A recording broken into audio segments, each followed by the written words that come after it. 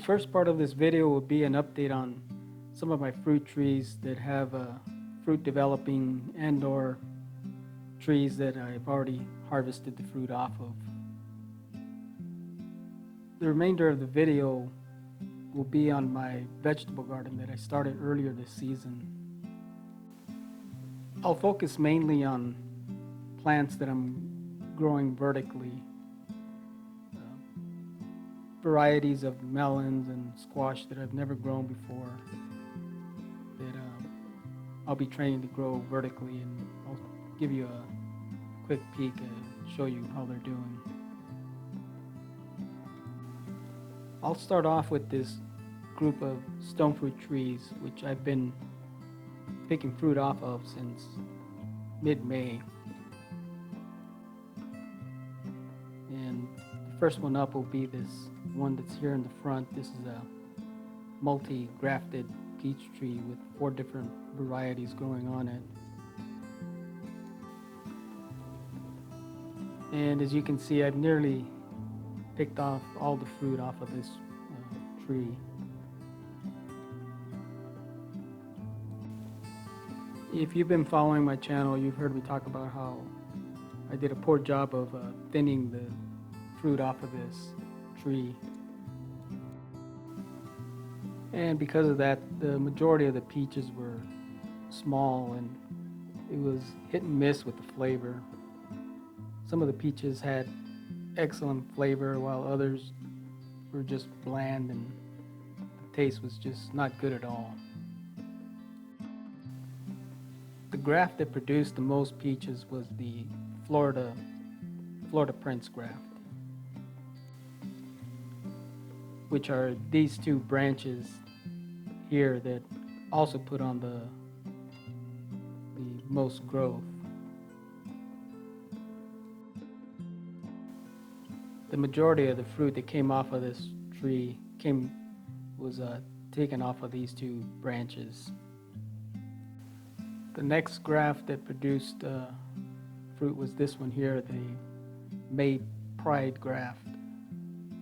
And this one actually still has some fruit left on it that's ready to be harvested. I didn't get any fruit off of the other 2 grafts. This Desert Gold that's down here, it's a really small graft. It didn't produce any fruit, which is probably a good thing. And neither did the Eva's Pride graft. This one here, it's a little bit bigger, but it still didn't produce anything. From research I've done, some of the grafts on these types of trees will fail because the other more aggressive grafts, like the 2 that I just showed you here, the Florida Prince grafts, if they're allowed to take over the tree, it'll starve out the other smaller grafts, and eventually it'll kill them. It'll steal most of the resources from the tree. So the trick is to cut back the aggressive branches and allow the smaller ones to catch up. So this season I'll be cutting these way down, and hopefully the other smaller grafts will survive and be able to catch up.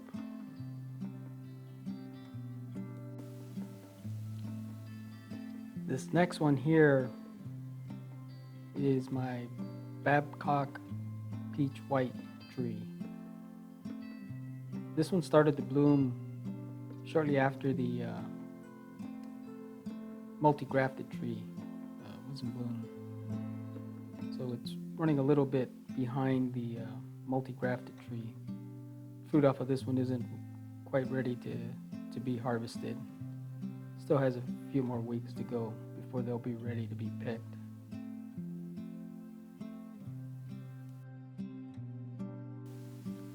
And this last one here is my Santa Barbara peach tree. This was the last one to bloom, and these are far from being ready to pick. It didn't set nearly as many peaches as some of the other varieties did, but there's a decent amount of fruit on here.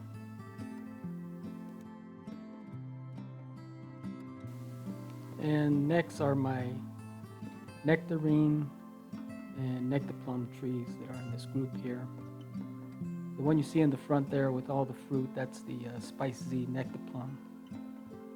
This one started to bloom in March, and I haven't picked any fruit off of it, but as you can see, it did put on a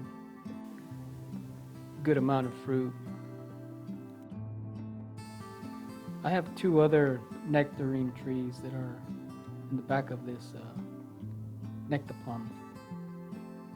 I'll go ahead and pause the camera and move to the back so you can get a better look at them.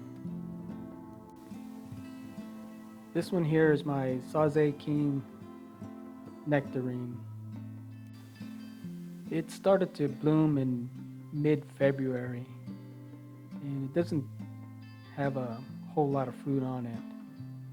And I'm not particularly pleased with the fruit production off of this tree. Some of the fruit, as you can see here, is really small, and it just doesn't seem to be developing well. The leaves are all fine and look healthy, but the fruit is splitting, and it just doesn't look good. Not sure what's going on with this tree, but not pleased with the fruit production so far. It has put on a good amount of growth since I planted it here about 18 months ago. So much growth that it's blocking out this other nectarine tree. This is my Snow Queen Nectarine. This one started to bloom in early April, and it has a small amount of fruit that's set.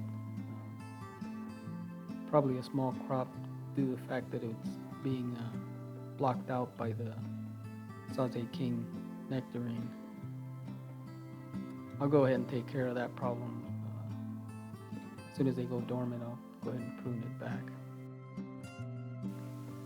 And this last group here are my Apricot and Aprium trees.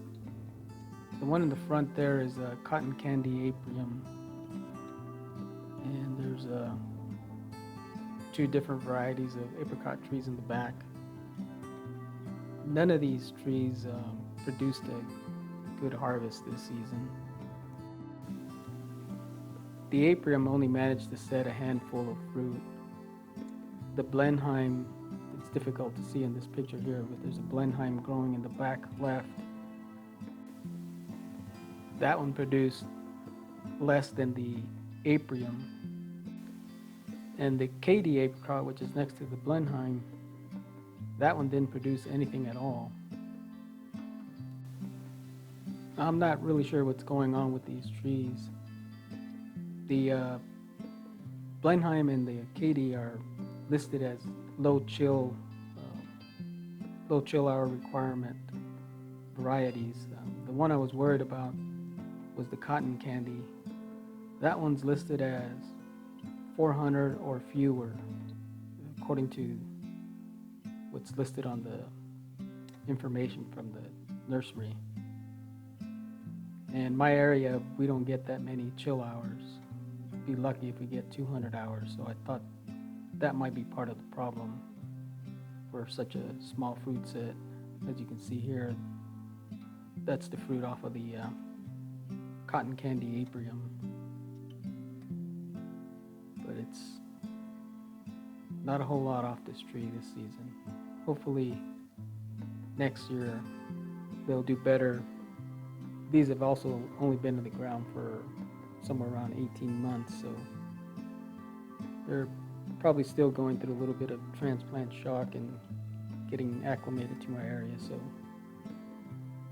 hopefully next season I'll be able to get them to produce a decent crop.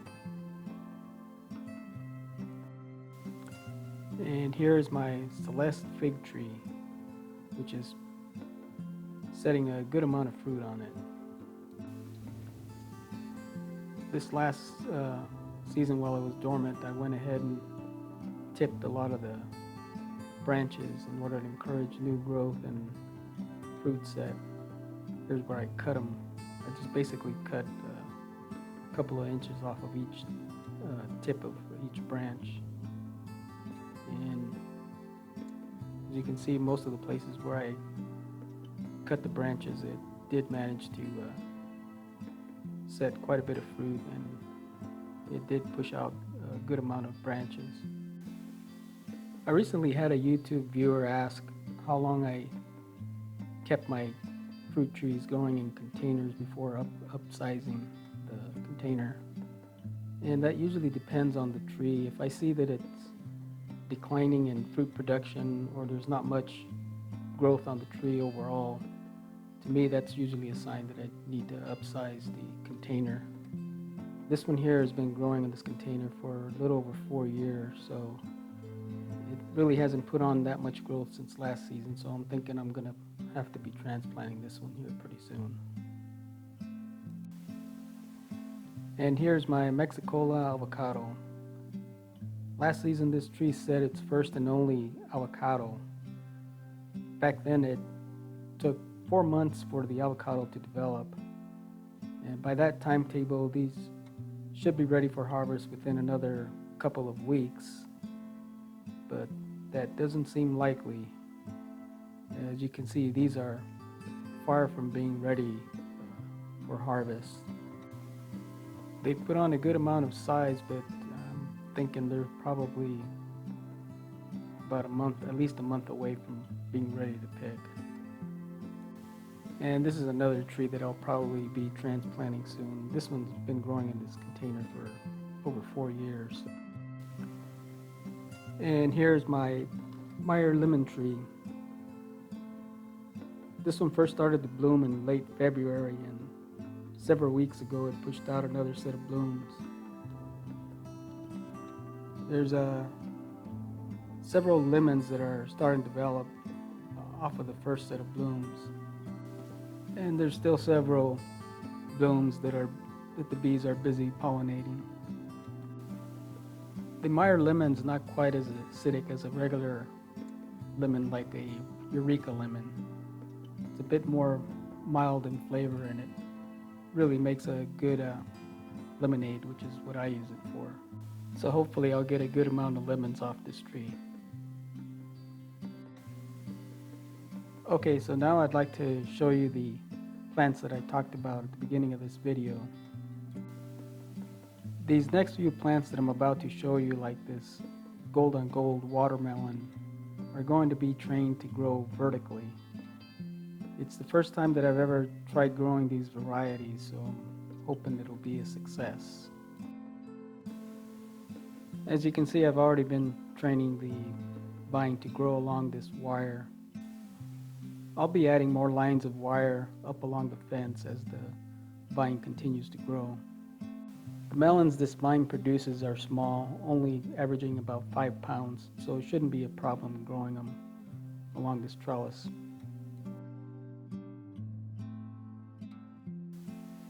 This other plant here is a honeydew melon. It also produces a small-sized melon, as does the one plant there that's next to it off to the right.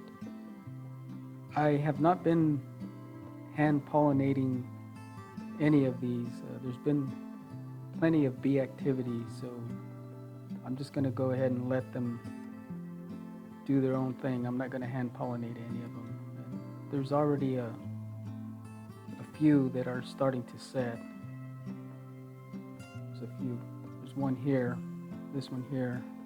There's a couple of them there, and there's a few more scattered throughout the vine, so it looks like I won't need to go in there and hand pollinate any of these.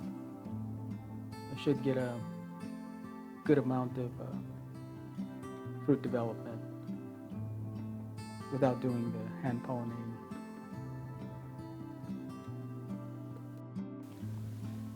This vine was one of the first ones that I planted along this section. So it has about a week or two head start over the other vines that I have growing in this section. It's developed more flowers than the other vines that I have growing here, and it's the only one that has set fruit so far, but hopefully the other ones will catch up soon.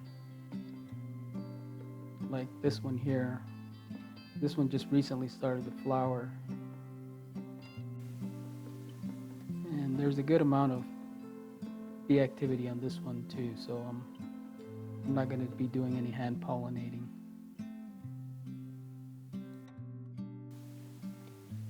And here on my pea trellis I have a butternut squash on the left, and there's a pickling cucumber on the right. I've already harvested off of the pickling cucumber, and I have to mention that the first cucumber that I picked off this vine, it was not good tasting at all. I've harvested several since, and I have to say that the flavor has improved. These cucumbers are supposed to be picked when they're about 2 to 3 inches in length, and I let a few of them get a little bit too big, which is probably the reason for the bad taste. This one here is fairly close to being ready to be picked, but it still needs a little bit of growth on it. I did have one that got it completely away from me. It was camouflaged in the vine, and I couldn't see it, and I'll show you, I'll put a picture of it so you can see just how big that one got.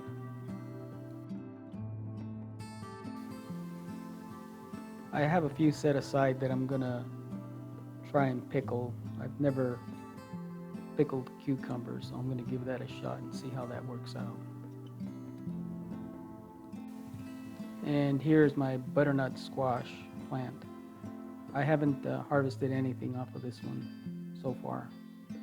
This one here is about the biggest one that's growing on the vine. There's actually 2 vines here, and there's several that have set and are starting to develop. They're pretty well hidden within the vine here, but there's a pretty good amount that have set. There's a few more over on this side over here.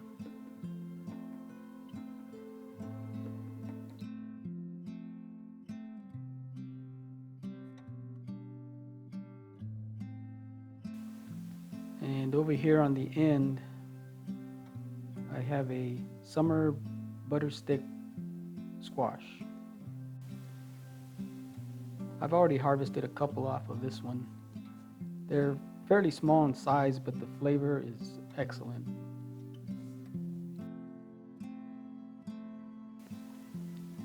And over here in these tall cage towers, I have some melons growing.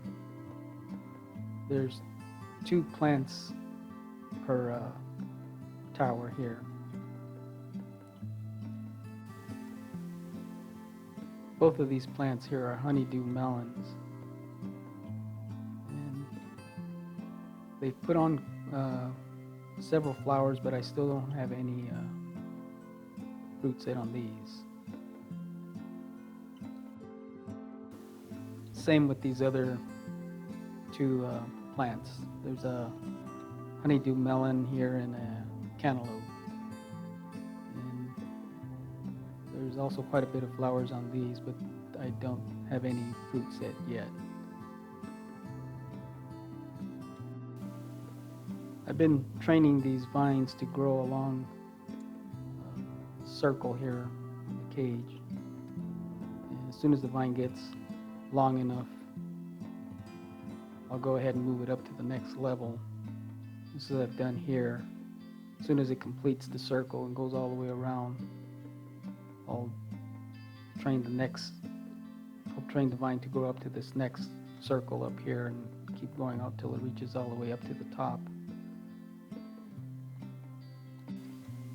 I've never tried growing melons in this manner, so hopefully these cages will be sturdy enough to support the weight.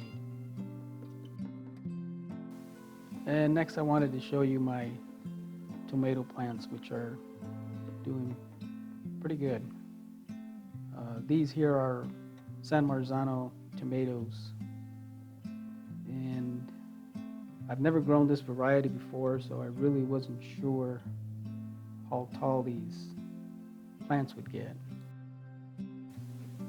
The San Marzano tomato is an indeterminate variety, which basically means it'll keep growing as long as weather permits. And as you can see, mine have outgrown the trellis that I had built for it.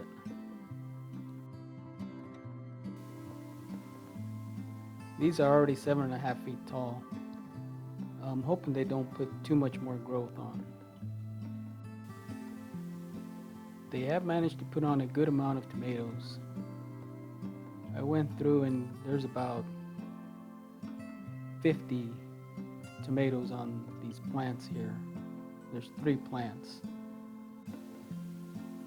There's some pretty good sized tomatoes on here, and some are about ready to be picked. There's several scattered throughout the plant,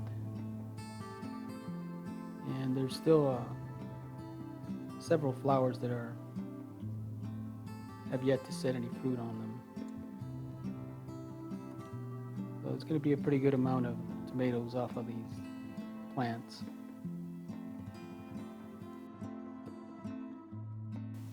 Both of these plants here that you see that have nearly reached the top up here, these were purchased from the big box store, and they were fairly good size when I bought them, so they have a big head start on the one that's off to the far right.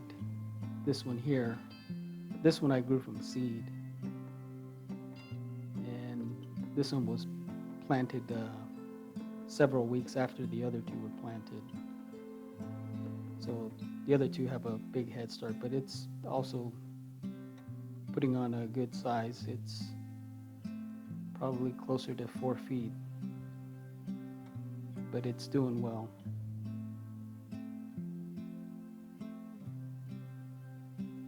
These other ones here, these are supposed to be Roma tomatoes. However, that one that you see on the far left there, I'm beginning to think that's not a Roma.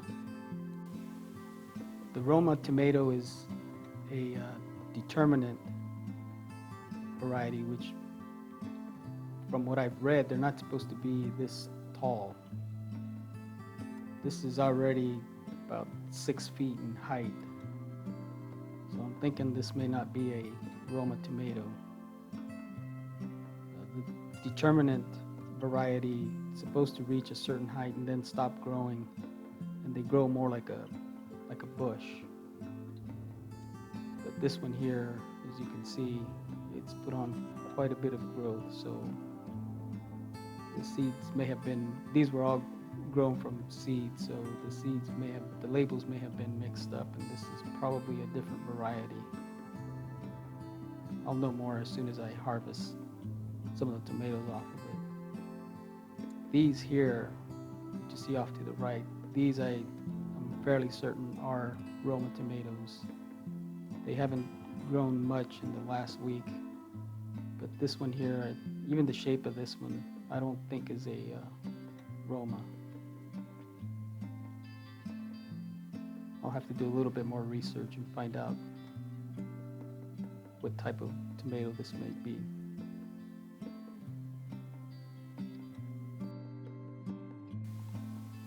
And here in this last clip, I'd like to show you my recently planted pepper plants.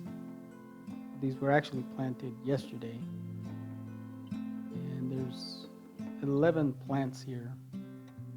I'll list the different varieties that I have growing here. A few of them are starting to flower, and so far there's only one that is starting to develop peppers, and that is the paprika pepper plant, which is right over here on the end. This one here. This is my paprika, and so far it's the only one that's starting to develop peppers. The others have either flower buds or some flowers that are just barely starting to bloom. These are actually my backup pepper plants that I have. I have another group of peppers that are growing near where I have some fig trees planted, but they're being devastated by slugs. So I decided to plant these over here in this section here. Hopefully they'll do much better.